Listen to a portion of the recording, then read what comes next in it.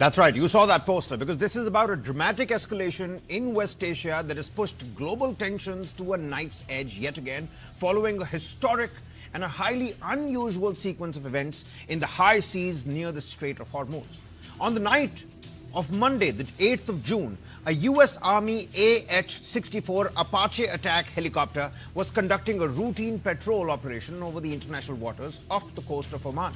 The helicopter crashed into the ocean after being struck by an armed Iranian Shahid one-way attack drone. And rather than risking a manned search and rescue operation in a heavily contested airspace, the U.S. Central Command turned to artificial intelligence. This is where it gets interesting. An autonomous sea drone, that's right, not an air drone, a sea drone known as the Saronic Corsair, and operating under the Navy's Task Force 59, was deployed to the crash site using its advanced night vision, thermal optics, and integrated passive sensor suite. The 24-foot uncrewed vessel successfully located the aviators in under 2 hours. Unmanned, underwater, a sea drone. And after facing an incredibly perilous situation, the pilots were able to climb onto the drone's superstructure after being stranded in pitch black hostile waters. The vessel then moved them away from the crash site to a more secure position on the water, where a manned military helicopter safely hoisted them to safety. Both pilots are currently in stable condition. The military fallout was immediate as well. President Donald Trump declared that United States must respond, leading CENTCOM to launch proportional self-defense strikes against Iranian military infrastructure, the radar systems and missile sites in cities like Bandar Abbas, Sirik and Jask. Iran has since claimed the downing might have been an accident. Yet they warned that their armed forces will leave no threat unanswered, telling Washington to leave the region entirely for their own safety. But let's shift our focus back again to that sea drone. The Corsair is built by Saronic Technologies, a company headquartered in Texas. It is 24 feet long, roughly the size of a large speedboat per se, and it carries no crew at all. Unmanned, it can travel at speeds greater than 35 knots, can carry up to 1,000 pounds of payload, and cover more than 1,000 nautical miles on a single mission. It is fitted with sensors that give it a 360-degree passive sensing capability designed to work in both daylight and complete darkness, just like this perilous rescue operation. And that is what found 2 pilots in the pitch black waters on Monday night. The platforms are designed to operate independently or in networked swarms, with a human operator able to stay in the loop via data link. In other words, it can think for itself, but it actually does not even have to. And for years, humans and machines working together in a combat was a tight concept. On Monday night near the Strait of Hormuz, it has stopped being one officially. The decision to send the Corsair instead of a manned vessel was not just a tactical call. It's a greater signal. Commanders choose a machine because it could do the job without putting another life at risk. That logic, once it works, does not go away. What made it possible is Edge AI, artificial intelligence that processes information on board the vessel itself without waiting for instructions from the base. And that matters in a place like Hormuz, in pitch darkness, where signal jamming is actually a real threat. For most of military history, a machine waited to be told what exactly it had to do. What is being built now acts, it assesses, and then responds even when the human in the loop is cut off or not fast enough. AI did not assist the mission. AI was the mission itself. And interestingly, this shift towards unmanned naval systems is a global reality now. And we're not far behind either. India has already entered the era of autonomous naval warfare back in 2024, when its own sea drone, Matangi, proved its capabilities. Built for everything from mine hunting to anti-submarine warfare, Matangi demonstrated that zero crew, fully autonomous operations over vast distances are no longer science fiction. As artificial intelligence evolves from experimental testing to a frontline asset, the rules of combat, the grammar of warfare, and rescue operations are being rewritten right before our eyes. The big questions that we must underscore and ask. If an autonomous vessel can find 2 people in pitch black water, and bring them out safely. What else can it do?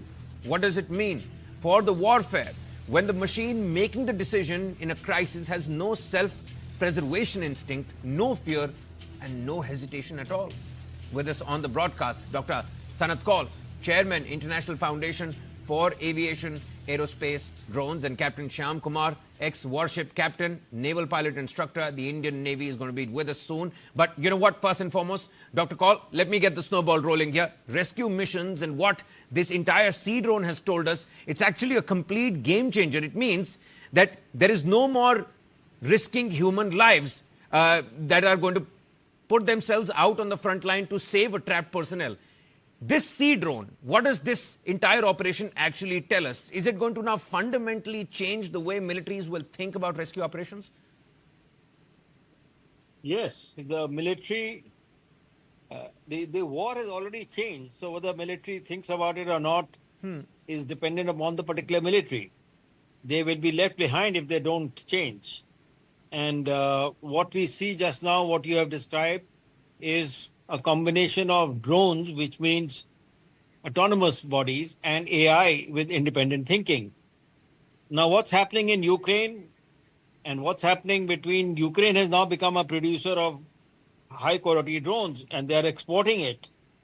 They are, and it is totally very difficult to imagine that expensive military equipment is now no more relevant when drones come into play, and they can destroy expensive equipment. In fact, as somebody said, in drones, the US is now actually using in the Gulf area expensive missiles and others to shoot down drones, whereas drones which are being used in Iran are cheap, are not expensive.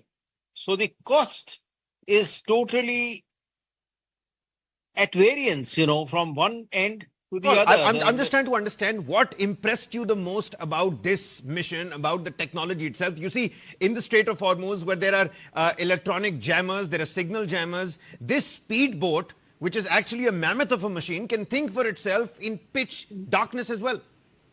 Absolutely. Absolutely. It is AI generated. It is autonomous. It doesn't require anything by way of a wireless connection, of a GPS connection, of anything like that. And therefore, it has been already trained, it has been fed, and they are looking for the particular place they want to go. And they found the place where the two pilots were there, and they were able to rescue them. So it's totally different concept now from the traditional military operations. And Dr. Kaul, before I let you go, one final thing. The Strait of Hormuz, it's a very sensitive maritime zone. How significant is the fact that the debut of this, a Task Force 59 sea drone happened in a real operational environment rather than a controlled military exercise? No, this is only proving the concept. The concepts have been developed by US, by maybe other countries. And this is the proof of concept, basically, that they were able to deploy a drone in that place. I think it was at night, and they were able to rescue. Yeah.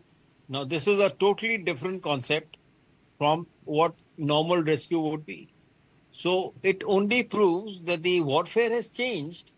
And the more the military realize this thing, the various militaries, and the expensive issues are no more not that much. Absolutely right. And you see, Dr. Kaul, we've got the Jalkapi XL UUV, we've got the Matangi as well, the USV Matangi, which only goes on to show that India is not far behind as well. If a machine can now find, rescue and transport trapped soldiers in hostile waters in this particular case, we're really close, where battlefields will require humans no longer to physically be present in the most dangerous missions for actual physical deployment. I think we're going to leave it at that particular point. Many thanks, Dr. Kaul, for taking up the time and speaking to us here on News 9. You see, that's the biggest development here. If a machine can now find, rescue and transport soldiers, we don't really need humans to actually go into hostile territories. We're going to slip into a quick commercial breather here. On the other side, our special story on the chaos ahead of the FIFA World Cup. Don't go anywhere.